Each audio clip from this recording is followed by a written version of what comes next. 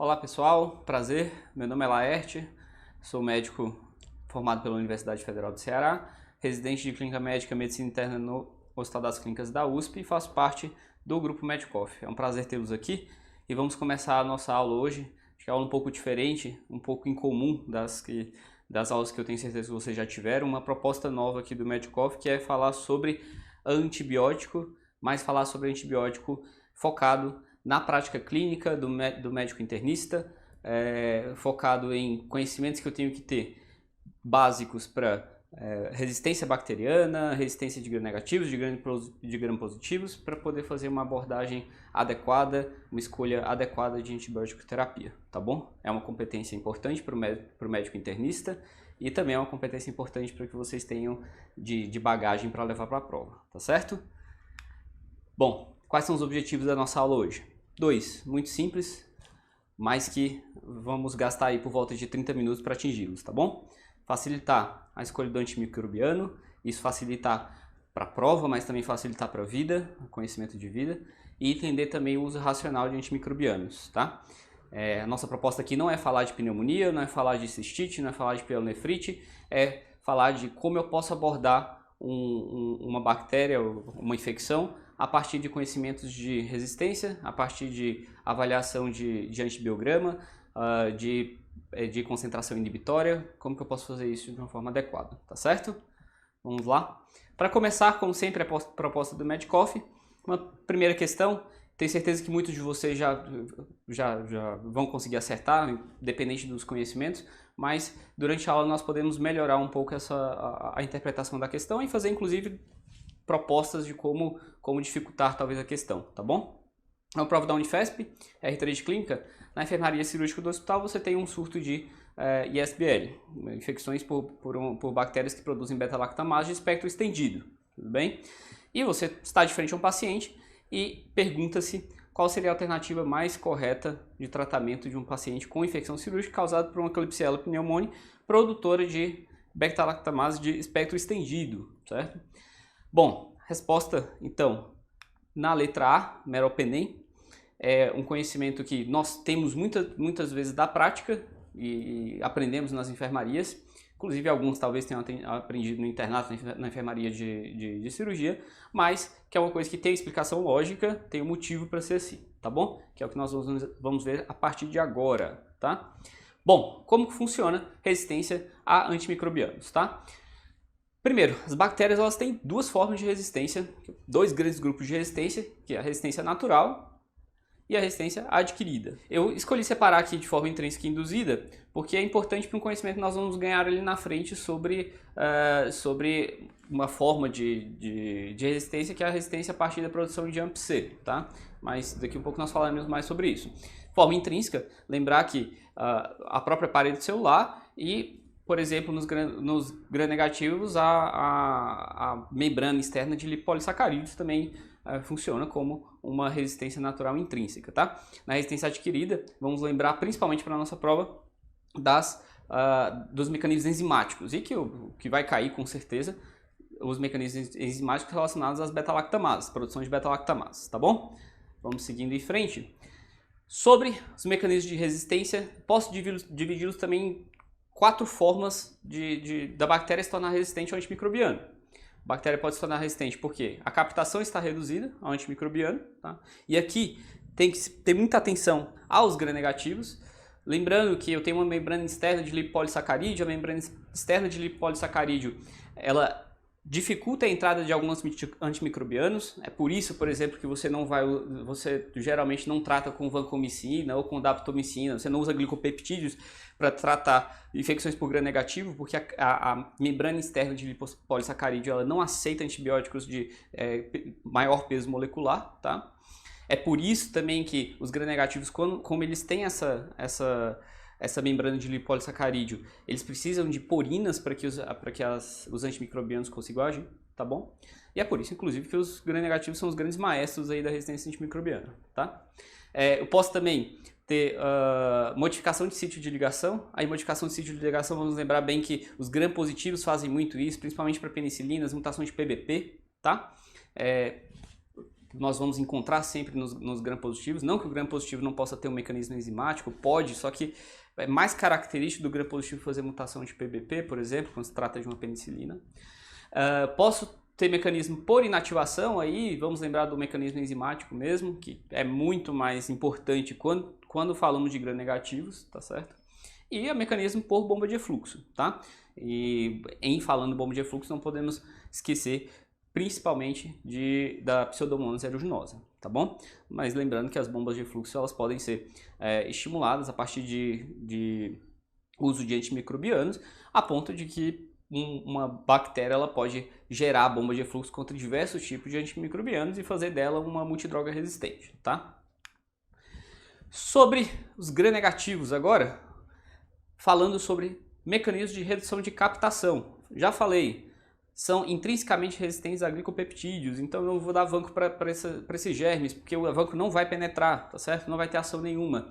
Além disso, como eu preciso o gram-negativo ele precisa de uma porina para que o antimicrobiano consiga entrar na parede, eu posso ter mutações dessas porinas e a mutação dessa porina gera resistência seletiva a algum tipo de antimicrobiano, tá? Então, por exemplo, eu posso ter uma E. coli que tem uma resistência somente ao imipenem, uma resistência somente ao meropenem, um pouco mais incomum, mas somente a um carbapenêmico sem pegar um beta-lactâmico, tá? Então, uma resistência seletiva, tá? Quando falamos de modificação de sítio, vamos lembrar, já comentei, mutação de PBP, tá? Um mecanismo que é quase exclusivo de gram-positivos, tudo bem? E, além disso, posso também ter mutação de estruturas de peptidoglicanos que são responsáveis por receber a vancomicina, tá? E aqui eu tenho que lembrar de dois germes, principalmente, que por mutação genética, mutação VAN-A, VAN-B, eles se tornam resistentes por mutação de peptidoglicano, da estrutura do peptidoglicano, que é o estafilococo e o enterococo, tá? O estafilococo principalmente, importância em provas, mas também importância clínica pela virulência e tudo mais, tá bom? Por bomba de efluxo, não esqueça, eu deixei para falar no próximo slide sobre enzimático, é o mais importante. Vamos agora só pincelar sobre efluxo. As bactérias elas podem ter uma expressão constitutiva de bomba de efluxo, isso faz de algumas bactérias naturalmente resistentes a algum tipo de antimicrobianos, mas também uma expressão induzida, tá? Então tem exposição de repetição pode gerar multidroga resistente. E é por isso que é importante que você faça uma escolha adequada de antimicrobiano, uma escolha racional. Trate quando for adequado tratar, não trate quando não for adequado tratar, tá certo? A bomba de efluxo, por diversos mecanismos, é o que gera o que cria a bactéria multidroga resistente, tá? E a inativação. Inativação, sempre para a prova, para a vida, lembrar de beta-lactamases. Os beta-lactâmicos, com certeza, são os antibióticos de maior uso clínico, desde a década de 40, tá? Então, as mutações que permitiram a adaptação antimicrobiana aos beta-lactâmicos já são descritas já há 70, 60 anos, tudo bem? E essas mutações, elas vêm cada vez ganhando padrão de resistência maior. Então é importante que eu saiba perceber de que germe estamos falando, perceber de qual padrão de mutação estamos falando e assim, tratamento adequado, tá? O que uma beta-lactamase faz? Uma beta-lactamase hidrolisa o anel do beta-lactâmico. O beta-lactâmico que precisaria estar íntegro para agir na PBP foi quebrado e não age mais na PBP, tá? PBP está ali funcionando normalmente, não é um gram-positivo que mutou a PBP. O meu beta-lactâmico foi simplesmente hidrolisado, tá? Esse é o principal mecanismo de resistência do gram-negativo. Veja bem, existe beta-lactamase em gram-positivo? Claro que existe beta-lactamase em gram-positivo, mas lembra que o gram-negativo ele tem uma cadeia de polissacarídeos, uma membrana externa que por si só já diminui a entrada do antimicrobiano na parede. Quando o antimicrobiano chega na parede, ele tem beta-lactamase suficiente para saturar todos os ligantes. Então, é um mecanismo de resistência potente. Os gram-positivos que produzem beta-lactamase, eles não têm essa membrana externa, Então, chega mais antibiótico, chegando mais antibiótico, mesmo que eles tenham beta-lactamase, eu não consigo saturar todos os sítios ligantes, tá? Então, por isso que é muito importante em gram-negativos, muito mais que em gram-positivos, tá bom? Beta-lactamases diversas, tá? Então, tem descritos mais de 1000 tipos de beta-lactamases. Qual o cuidado que eu tenho que ter? O cuidado que eu tenho que ter é saber a beta-lactamase que cai em prova, tá? Então, eu coloquei algumas, obviamente não vamos falar de todas, vamos falar daquelas que precisamos saber obrigatoriamente para fazer uma boa prova e para uma boa prática clínica, tá? Então, AMP-C, ISBL e KPC. Essas três aqui são extremamente importantes entender como que funcionam, tá? Mas o que define o tipo de beta-lactamase que eu tenho é, para nós, na clínica, o perfil de resistência que essa beta-lactamase gera, tá? Então eu posso ter uma beta-lactamase que pega uma cefalosporina de terceira, mas esquece de pegar um cefepime. Eu posso ter uma beta-lactamase que pega bem uma cefalosporina de terceira, mas é extremamente sensível a um tazocin, tá? Então isso são nomes diferentes para basicamente beta-lactamases, tá bom? Vamos lá, vamos falar sobre SBL. Lembra que a nossa primeira questão é sobre isso? O que é uma SBL? Então, um tipo de beta-lactamase e que vai hidrolisar cefalosporina de terceira geração, é o que define ser de espectro estendido, tá? Hidrolisar uma cefalosporina de terceira geração, certo? Então, você vai ter um germe que é resistente a uma ceftraxona, tudo bem? Monobactâmicos, mas que caracteristicamente não agem em cefamicinas, que é mais conhecida cefoxetina, tá? Então, a cefoxetina ainda assim vai ser sensível, tem perfil de sensibilidade de cefoxetina. Tenta lembrar desse nome, que é importante mais pra frente, tá? Cefoxetina. E mantém sensibilidade a carbapenêmicos, tá? Ainda não faço carbapenemase, eu faço beta-lactamase, tudo bem? Penicilinase e cefalosporinase, perdão. São inibidas, né, a maior parte dessas beta-lactamases e SBL, essas beta-lactamases de espectro estendido, são inibidas pelo tazocin, tá? Pelo tazobactam. Então a característica de SBL é: eu sou resistente a ceftraxona, sou resistente a cefalosporinas, sou resistente até a cefepime, certo? Cefalosporinas, e sou sensível a tazocin, porque o inibidor da beta-lactamase, o tazobactam, é capaz de impedir o meu mecanismo de resistência, tá bom? Sobre as AMP-Cs, agora a segunda, importante diferenciar do ISBL, tá?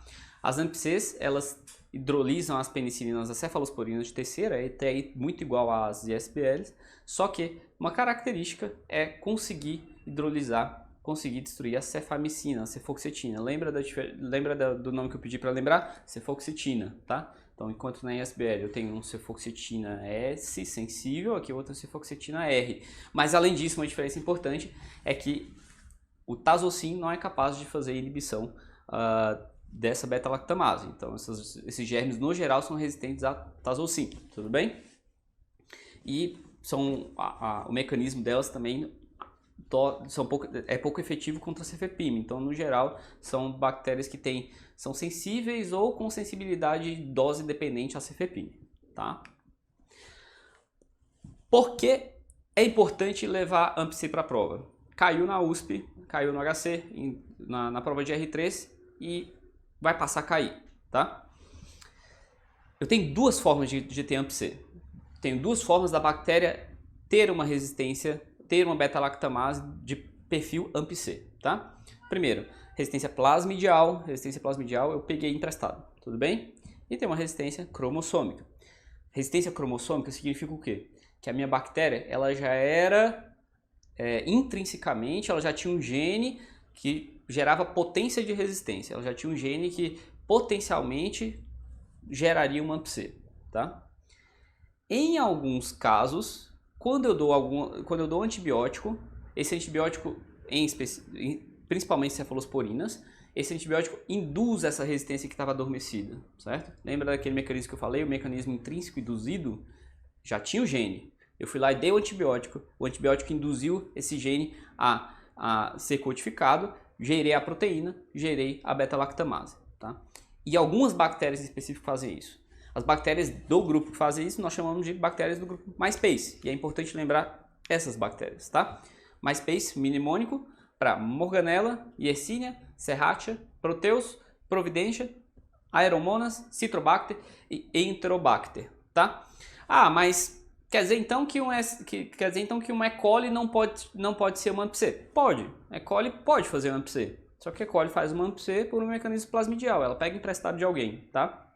Se o E. coli faz uma AMP-C por mecanismo plasmidial, eu não vou me preocupar em se vou ter problema em dar uma ceftriaxona, por exemplo, para tratar uma E. coli na urina, certo? Mas, se eu tenho, por exemplo, uma serrátia na urina, eu tenho que me preocupar se eu vou dar ceftriaxona. Porque lembra que naturalmente, ela já carrega um gene, eu não preciso ver esse gene aparecendo, eu sei que ela carrega esse gene. Então, se eu vou dar uma cefalosporina, eu tenho que ter cuidados, porque essa cefalosporina pode induzir resistência e o meu tratamento ser pouco efetivo, tá certo? Importante lembrar disso. E o que eu faço então? O que eu faço? Para isso, vamos tentar responder essa questão, que é a questão que eu comentei, do HC 2021, tá? Uma mulher de 33 anos, tá com queixa de dor urinar, inicia há 4 dias, chegou no seu PS ela tem ali alguns critérios para uma pielonefrite, tudo bem? Tá em bom estado geral, tá corada, hidratada, cianótica, temperatura de 38 graus, frequência cardíaca de 100, frequência respiratória de 22, tem o Jordano positivo, à direita. Ela já chegou para você, ela tinha coletado no outro PS, ela já chegou para você com uma urocultura que tem um germe X, tá? Esqueçam o nome do germe, não tem porquê agora. Ele deu um antibiograma e é com isso que nós vamos trabalhar agora, tá? Aqui está o antibiograma. Vamos lá. Eu tenho uma bactéria que eu não sei o nome, mas essa bactéria ela está resistente a alguns antibióticos aí. Cefalexina, resistente.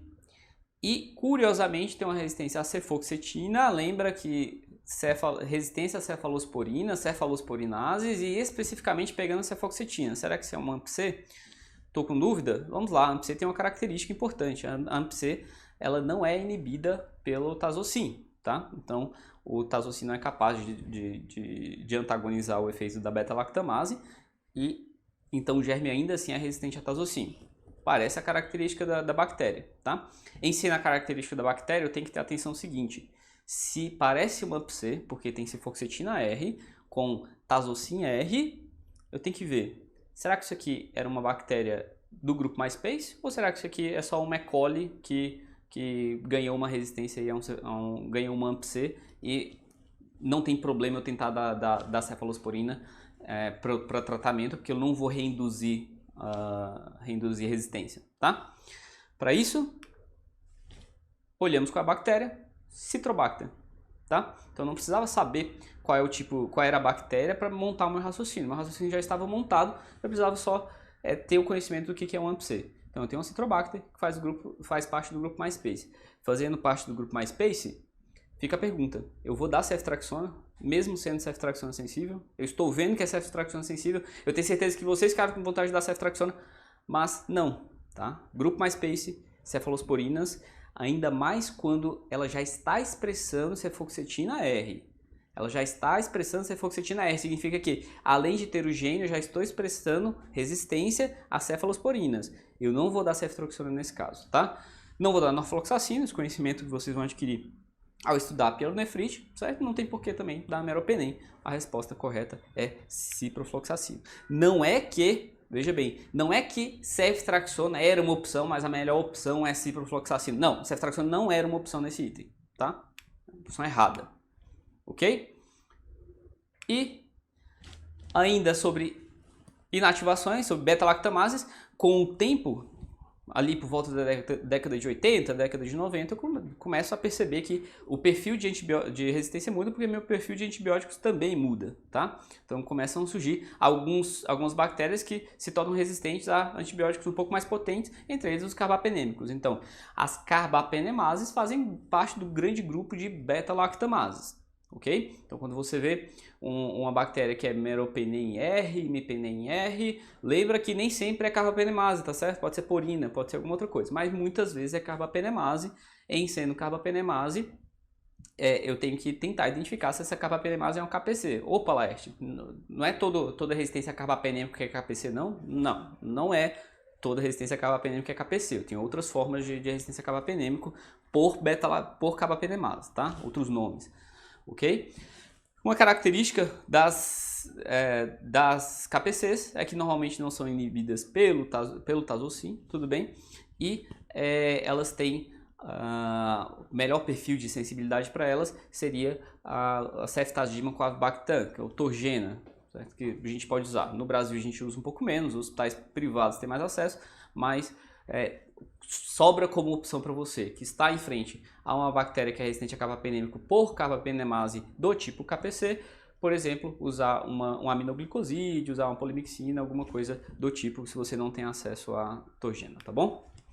Bom, para resumir tudo isso, resumir essas três importantes que caem em prova, tem esse gráfico, muito simples. Eu tenho uma bactéria do perfil AMP-C, tenho uma bactéria do perfil SBL, tenho uma bactéria do perfil KPC, tá? Então, AMP-C, o que eu vou ver? Procura cefoxitina. Cefoxitina é resistente, espero que o Tazocin também seja resistente. Se não for resistente, é uma sensibilidade de alto nível. É, por exemplo, um MIC que vem ali de 16, acima de 16. Isso é uma característica das AMP-Cs, tá? E lembrando que ainda podendo manter sensibilidade à cefepime, tá? As ISBLs, então, mantenham sensibilidade à cefoxitina, tenham resistência às cefalosporinas, tudo bem? E mantenham uma diferença importante, no geral acabo mantendo um pouco mais de sensibilidade à Tazocin, por isso que dar Tazocin numa ISBL, em teoria, é uma opção. Em teoria, nós vamos falar mais daqui um pouco sobre aquela primeira questão, tá? E KPC, quando eu tenho uma beta-lactamase que ganha cada vez mais resistência a ponto de tornar-se gerar resistência a carbapenêmicos, tudo bem? Ó, vocês vão ver ali que eu tenho KPC, resistência a ceftraxona, a cefepime, tenho resistência a meropenem, a ertapenem e mantive sensibilidade ali ceftazidima com avibactam, que é o Torgena, tá bom? Bom, por que voltar nessa questão? Importante, tá? Nós vimos lá, vocês responderam de conhecimento de vida. Todos nós responderíamos que era um meropenem, tá? Entretanto, eu tenho um ISBL. Fica a seguinte pergunta. Se eu disse durante toda a aula que uma ISBL ela mantém sensibilidade ao Tazocin, ou seja, o Tazobactam é capaz de inibir o mecanismo de resistência, por que não dá Tazocin? Essa pergunta já foi feita. E quando fizerem essa pergunta para vocês, eu espero que vocês lembrem de uma coisa, que é essa palavra Merino. Tá? Merino foi um grande estudo que tinha justamente essa proposta, essa dúvida que nós temos. Poxa, se o ISBL ela mantém sensibilidade quando eu uso Tazobactam, por que não usar Tazobactam? Por que não usar Tazocin? Então fizeram um estudo, pegaram pacientes com infecção por ISBL, tá? E. coli ou Klebsiella, e randomizaram, metade tomava Tazocin, metade tomava meropenem. Resultado, o estudo parou por futilidade, mostrou-se que o tratamento com Tazocin era menos efetivo do que o tratamento com meropenem. Então, apesar da sensibilidade in vitro existir, biologicamente não funcionou, não foi efetivo. Então, infecções, principalmente infecções graves por ISBL, nós preferimos usar meropenem.